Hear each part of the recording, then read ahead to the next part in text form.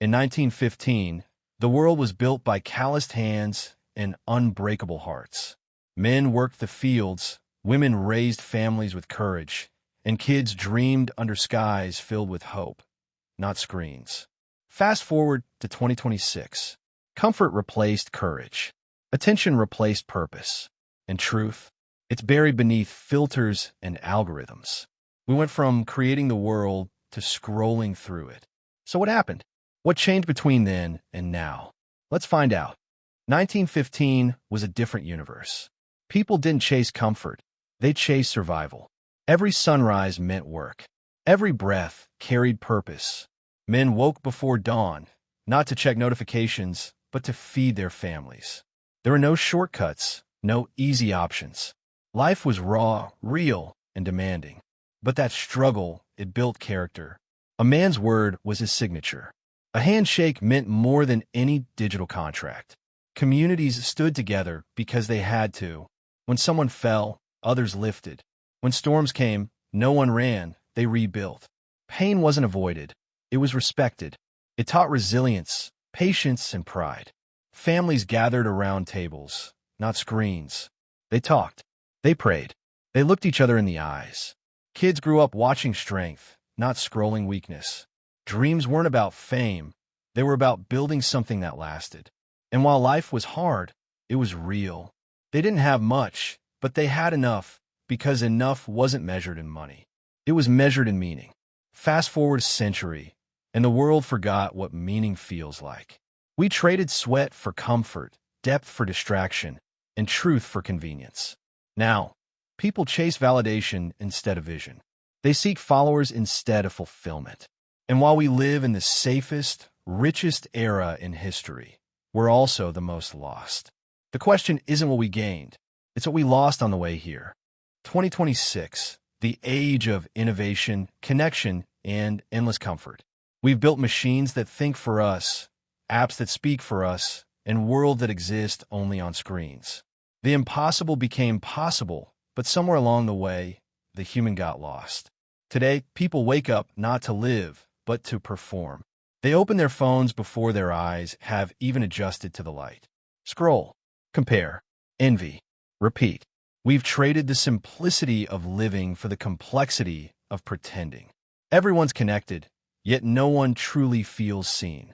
We have more friends than ever, and still more loneliness than any generation before us. Our minds are overstimulated, but our souls are starving. We chase dopamine, not discipline. Comfort, not courage. We build a world where pain is numbed instantly. A click, a swipe, a distraction. But when you remove struggle, you remove strength. And without strength, there's no growth. The same fire that once built civilizations now barely lights a screen. We call it progress, but maybe it's decay, disguised as convenience. We built machines to save time, but now time is the one thing we've lost control of. We used to build monuments that stood for centuries. Now we build content that disappears in seconds. In 1915, they lived through struggle and found purpose. In 2026, we live through comfort and lose ourselves. The world didn't get weaker. We did. And the hardest truth is this. We don't need more technology. We need more humanity. It didn't happen overnight. The fall of discipline wasn't a crash. It was a slow fade. Every generation wanted to make life easier for the next, until easier became our poison. The men who built nations wanted their sons to have more comfort, more safety, more opportunity. But what they didn't see coming was that comfort kills hunger. When you remove struggle, you remove the reason to grow. Hard times created strong men. Strong men created easy times.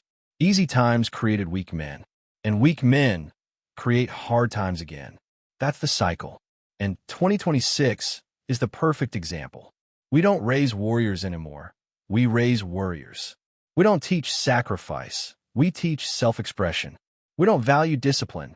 We value dopamine. We tell people to do what makes them happy, but not what makes them strong. And so we drift. We scroll. We complain. But we rarely build.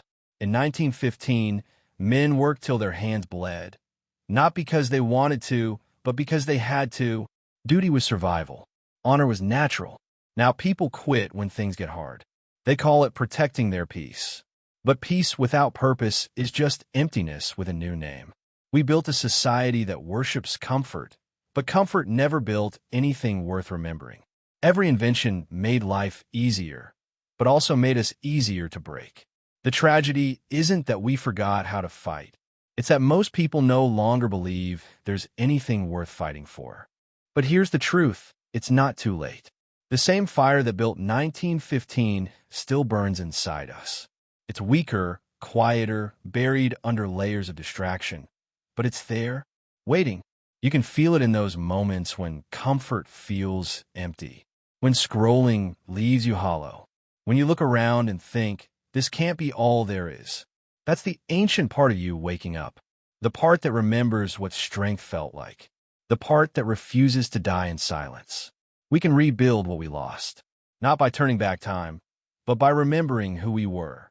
Discipline, honor, grit. These aren't outdated words. They're timeless virtues. Because the world doesn't need more followers, it needs leaders. It doesn't need more talk, it needs builders. In 1915, people didn't wait for motivation. They moved. They didn't need reminders to believe in themselves. They believed in duty, in family, in purpose. And we can bring that back by choice. You don't need to fight wars to be a warrior. You fight every day against distraction, against weakness, against the comfort that's killing your potential. Because the battle of our time isn't on the outside, it's inside. And every time you choose focus over noise, growth over comfort, purpose over pleasure, you win. That's how civilizations are rebuilt. That's how men become legends again. 1915 wasn't about the tools they had. It was about the spirit they carried. And that spirit is still in you.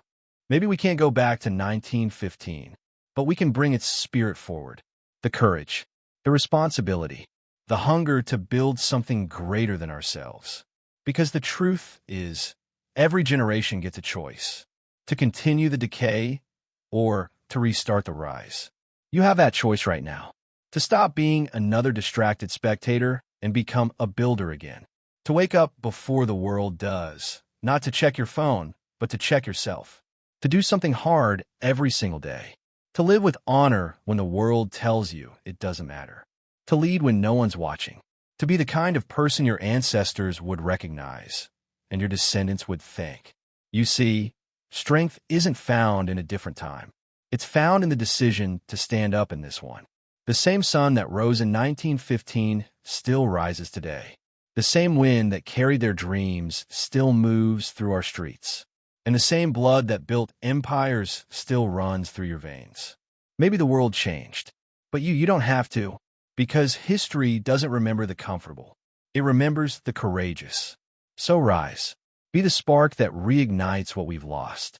Be the strength this soft world forgot. Because when the noise fades and the screens go dark, only one question will matter. Did you live like the world owed you comfort? Or like the world needed your fire?